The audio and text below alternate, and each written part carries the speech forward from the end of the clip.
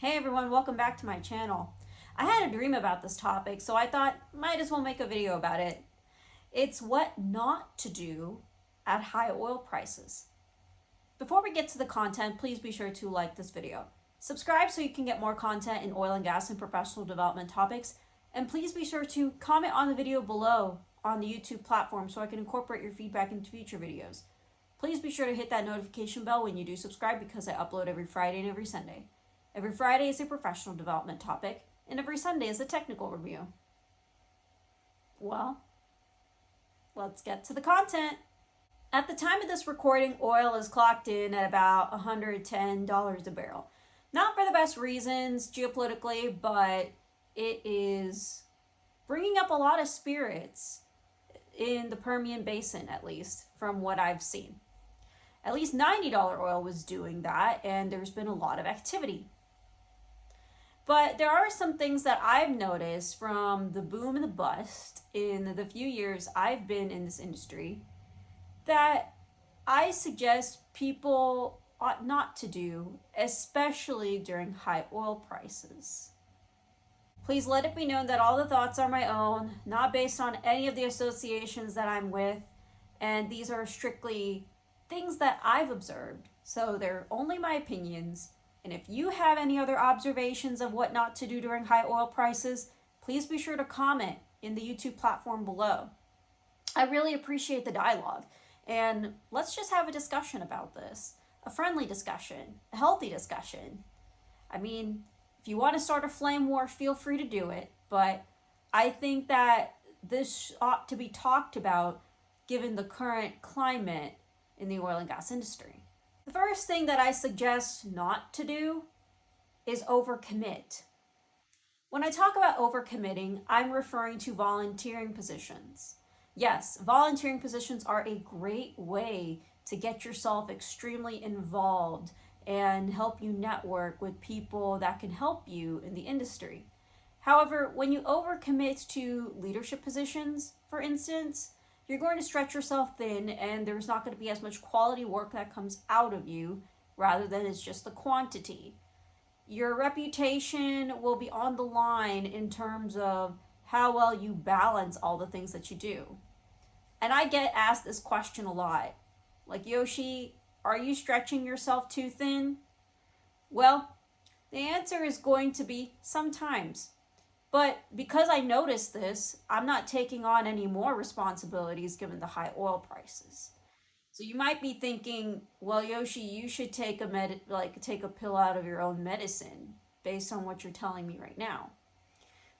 I am just making the observation that it's easy to say yes to a lot of assignments, whether if it's at work or whether if it's in volunteering positions. And the more you say yes, the more your reputation is going to be on the line to deliver. So you make sure you be able to deliver. But it's okay to say no sometimes. That's a piece of advice I've gotten a lot too.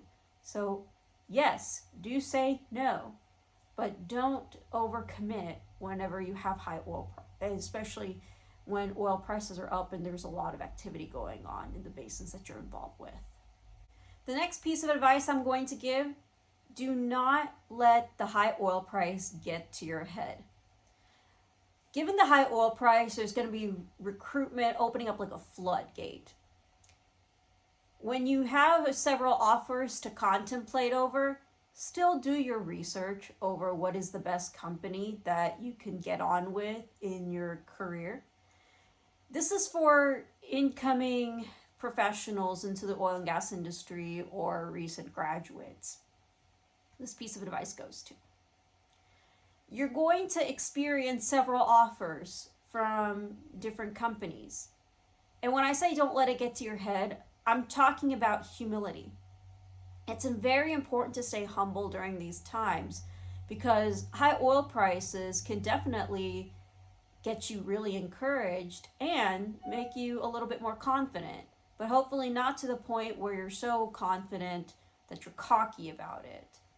Remember that it wasn't too long ago that we had the onset of COVID, oil prices going to the negatives, and it was hard to even get an internship or get your foot in the door for an opportunity. Take advantage of this time, but be sure to stay humble because it will truly show in your character whenever you start your job. The next piece of advice I'm going to give during high oil prices, don't go jump from job to job just because it gives you a higher pay. What I'm saying is, if you were planning to switch careers or switch jobs, do it for other reasons, not just for the money. Yes, with higher oil prices, you're going to get better pay, you're going to get more opportunities. And while it is great to pursue those opportunities and get more opportunities, just remember that don't do it just for an extra buck. Longevity in a company is extremely important, and people do look at that in a resume. People understand that whenever there was a downturn, there may have been an onslaught of jobs that you may have been doing, sometimes not even related to the industry, just to keep some income going. People are understanding of that. But people won't be understanding if you were having a series of jobs or onslaught of jobs during high oil prices just because you were looking for extra money, for instance. So this goes back to the previous advice that I said, that not letting it get to your head. Well, don't let it get to your head in this sense either. Another piece of advice that I want to give during high oil prices, don't spend too much money. You probably hear this a lot, that in the oil and gas industry, yes, we're blessed with good jobs, we're blessed with good paychecks, but at the same time, don't spend all your money whenever things are extremely good. Save your money for a rainy day. Again, it wasn't too long ago that we had negative oil prices and we had the onset of COVID. You never know in this oil price environment when things can go south.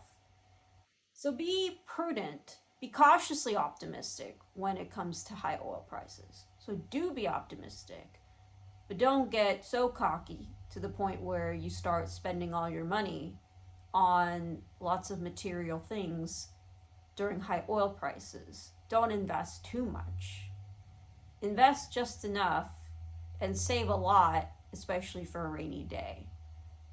I'm not a financial advisor, but this is just something that I've observed whenever there are high oil prices. People go nuts and bolts when it comes to spending money. And I'm talking about individuals. Again, all these thoughts are my own. I'm not talking about companies. The last piece of advice I'm going to give, given the high oil prices, do not let your work-life balance go out the window. What I'm talking about is, with high oil prices, there is going to be an increase in activity. An increase in activity also means an increase of demands at work, so an increase in demands coming from you. That also means that you will end up working like a workhorse sometimes, and there are going to be some days where you will be working longer hours, and there's going to be some weeks where you're going to be working weekends in order to complete assignments or in order to stay afloat. Now, I have a huge philosophy behind work-life balance. I'll probably make another YouTube video behind that. But what I will say is that everyone has their different work-life balance. Everyone has their system. Some people can work 60 hours a week or 120 hours a week, and that's their work-life balance. Some people can work part-time or work 30 hours a week, and that's their work-life balance. It's all about setting boundaries. Make sure you do set boundaries. Don't bring them down. And make sure you maintain your work-life balance, especially when there's more that's being demanded of you.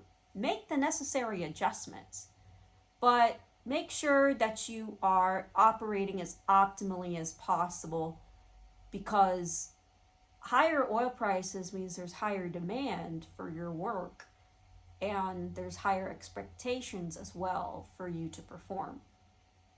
And that's a wrap, everyone. Those are all the things I wanted to talk about on what not to do during high oil prices. Of course, this can be applied to other parts in life, but I think this is particular for high oil prices, the common mistakes that I've observed. As usual, please be sure to like this video, subscribe so you can get more content in oil and gas and professional development topics, and please be sure to comment on the video below on the YouTube platform so I can incorporate your feedback into future videos. Thanks so much for taking the time to watch this video, and I'll see you in the next one.